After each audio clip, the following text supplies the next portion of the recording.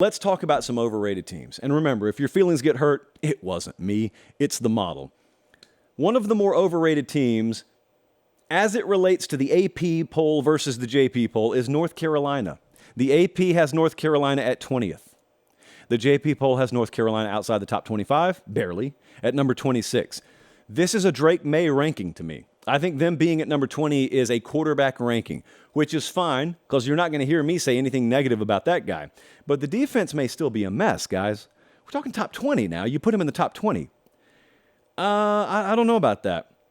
Also, Antoine Green and Josh Downs combined for over 1,800 receiving yards last year. Now, I am the first to tell you that just because you lose players at the college game does not really mean much of anything. You may have replenished the coffers with better players than you lost. And they tried to do that with Devontae Walker. Well, my problem, which is really an NCAA problem, is his waiver hasn't been approved yet. So I don't even know if he's going to play. As of now, he is not on their roster, and so I don't know what to do with that. I will tell you that's not going to make a massive difference in a team rating, obviously.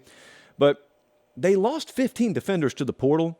I don't know that I see the caliber of athlete defensively here, and I don't know that Drake May can single-handedly carry a team to a top 20 level performance this year. So we got him at number 26. Next up, and I'm going to admit to you this surprised me a little bit, but we got Washington as one of the most overrated teams in the preseason. Now, again, this surprised me, but the model knows what the model knows. So the AP has Washington all the way up at number 10. The JP poll has Washington at 23. For the record, that's a gap of about 4.75 points, which is not small immunity.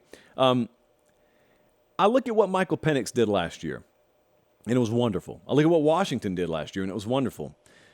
I think what the model sees is this is not a stacked roster talent-wise, and it's always going to factor that in. And also, when you perform that far above whatever your talent expectation would have you performing at, unless you've done it 10 years in a row, it's going to think that you probably were above your skis a little bit. Or actually, that's the wrong metaphor. You probably were, as Meemaw would say, a little bit too big for your britches one year.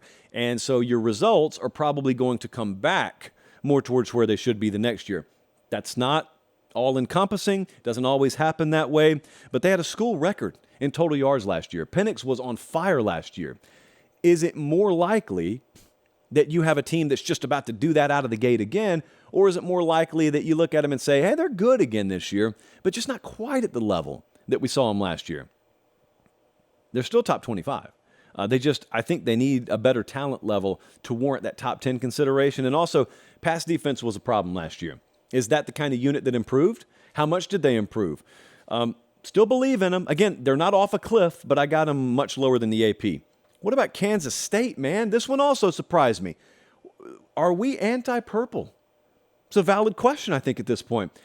The AP has Kansas State at 16, and the JP poll has them all the way at 33. I know some folks on that staff. I think I'm going to hear from them. And this is exactly why I'm ready to throw the model under the bus. I'm not taking any blame for this, okay? Go Wildcats. That's a quote from JP here. But as for the JP poll, down on Kansas State. Deuce Vaughn was a really important player there. Now, big-time players go to the draft all the time. At a place like Kansas State where they're not perennially parked in the top 10 of recruiting, it matters more when they walk out the door. They lost their top corner. They lost a great pass rusher to the first round.